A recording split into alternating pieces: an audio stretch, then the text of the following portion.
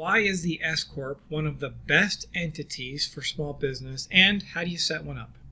I was in a training last week with a mastermind group, and this question came up.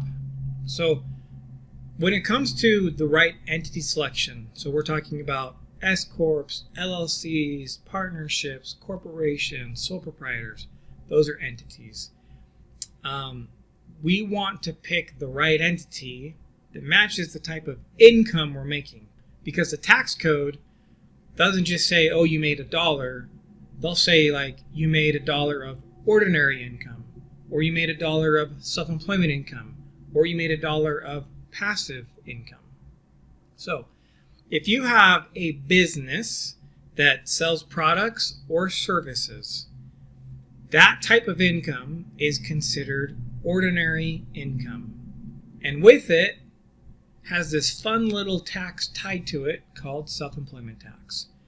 At the recording of this video, that is a 15.3% self-employment tax.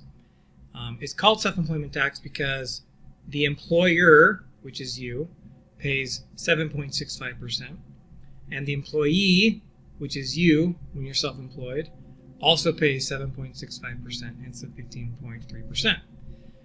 That is a tax rate on top of your income tax. So if I made money and say I'm in the 15% tax bracket, but that's self-employment income, and I have the wrong tax structure, I could easily be paying 30% tax instead of 15% tax.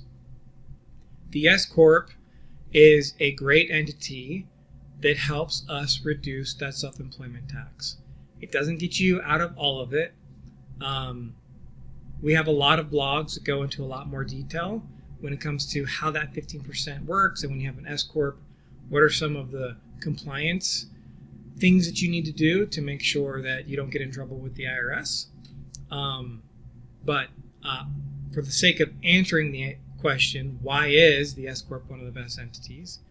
If you are earning ordinary income, so if you have a business that sells products or services, that is ordinary income, the S-Corp will help you reduce the self-employment tax portion. Simple math, this doesn't always work. This is a general statement. For every $1,000 you make in an S corporation, you're going to save about $100 in self-employment tax. Okay, again, it's a general statement. It might not be the exact number for you, but there is a tax savings that happens. When it goes to the question of how do I set one up, this is where it gets fun, because no state will allow you to set up an S corporation. Why? Because the S corporation is a tax status only. So that means, as far as the IRS is concerned, yes, there's S corps. With the state, you're going to set up an LLC, or you're going to set up a corporation with an Inc. at the end of the name.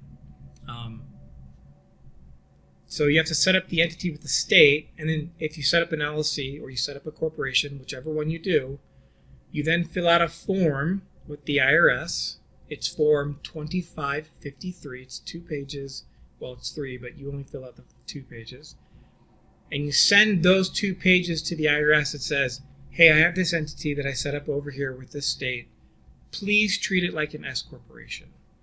So it's really easy. The Form 2553 is only going to ask you for information about your business and information about you, which is very easy to have. It's not complicated. But you send that off. That's how you set up an S corporation. So, in summary, if you're earning ordinary income, you want to consider if an S corporation makes sense in your tax structure. By setting up the right entity, you will reduce unnecessary taxes. Remember, profit is a choice. Have the courage and wisdom to choose it.